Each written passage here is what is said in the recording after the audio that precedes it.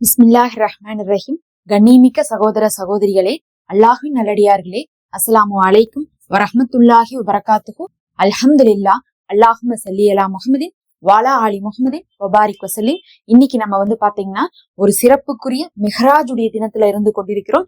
மலக்குமார்களுடைய துவாக்களை கூட பெற்று தரக்கூடிய ஒரு அமலை சொல்றேன். இந்த நாள் பாத்தீங்கன்னா அல்லாஹுடைய தூதர் விண்ணுலக பயணம் சென்ற நாளாக இருக்கு. அங்க கோடிக்கணக்கான மலக்குமார்களை அவங்க பாக்குறாங்க. நம்மளுடைய துவாவும் பாத்தீங்கன்னா இங்கிருந்து வானத்துக்கு போனதுக்கு பிறகுதான் அந்த துவா அல்லாஹ் இடத்துல கொண்டு போகப்படும். அப்பதான் நம்முடைய துவாக்களும் கபுலாகும். நிறைய நேரத்துல பாத்தீங்கன்னா நம்ம துவா செய்யறோம், அந்த துவாக்கள் கபுல் ஆகுது இல்ல. காரணம் என்னன்னா அது வானத்துக்கு ஒசந்து போறது இல்ல. அப்ப வானத்துக்கு ஒசந்து போகணும்னா அந்த துவாவுக்கு என்ன அந்தஸ்து இருக்கணும்னு பாத்தீங்கன்னா மலக்குமார்கள் சுமந்து கொண்டு போகக்கூடிய துவாவாக அது இருக்கணும். அப்படிப்பட்ட ஒரு திக்ரு தான் இது. இந்த திக்ரை ஓதுங்க, அதுவும் இந்த சிறப்புக்குரிய நாள்ல ஓதுங்க. அல்லாஹுடைய மலக்குமார்களே, ஆயிரக்கணக்கான மலக்குமார்களே என்ன பண்ணுவாங்க, உங்களுக்கு இந்த திக்ரை அல்லாஹ் இடத்துல கொண்டு போய் சேர்த்துவாங்க. அதோடு நீங்க கேட்கக்கூடிய துவாக்களும் அல்லாஹ் என்ன பண்ணுவான், கபூல் செய்வான். ஒரு நல்ல அமல் போகும்போது அல்லாஹ் சந்தோஷப்பட்டு இந்த அடியான் எதுக்காக இந்த அமலை செஞ்சான், நான் என்ன இந்த அடியானுக்கு செய்யணும்னு சொல்லிட்டு எதிர்பார்க்கறான்னு சொல்லிட்டு அல்லாஹ் கேட்பான். அப்போது மலக்குகள் சொல்லுவாங்க, இந்த அடியான் இதை எதிர்பார்த்துதான் இதை செஞ்சான்னு சொல்லும் போது அப்ப அதை அவனுக்கு கொடுத்து விடுங்கன்னு அல்லாஹ் உத்தரவிடுவான். சுப்ஹானல்லாஹ். அப்படிப்பட்ட ஒரு திக்ரு தான் இது. அல்ஹம்துலில்லாஹி ஹம்தன் கசீரன் த்வய்யிபன் முபாரக்கன் ஃபீஹி. அப்படின்னா என்னன்னா அல்லாஹுவை நம்ம புகழ்றோம்.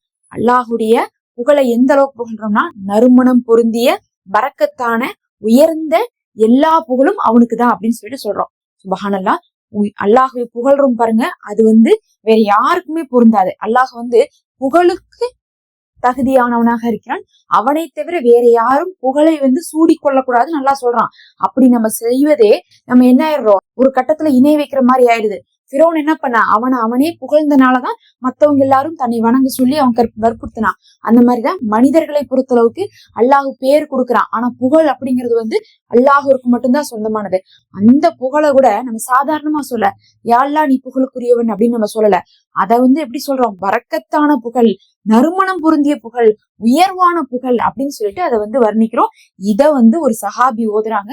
நபி ஸல்லல்லாஹு அலைஹி வஸல்லம் அவர்கள் சொன்னாங்களாமா, இத சுமந்து போறதுக்கு மலக்குமார்கள் போட்டி போட்டு கொண்டிருக்கிறாங்க அப்படின்னு சொன்னாங்களாமா. சுப்ஹானல்லாஹ். அதை கேட்டு அந்த சஹாபி ரொம்ப சந்தோஷப்பட்டிருக்காங்க.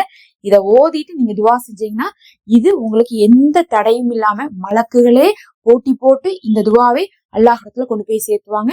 எவ்வளவு தடவை ஓதணும்னு பாத்தீங்கன்னா அதிகமாலாம் ஓதணும்ட்டு இல்ல, ஒரு தடவை ஓதுனாவே, உணர்ந்து ஓதுனாவே போதும்.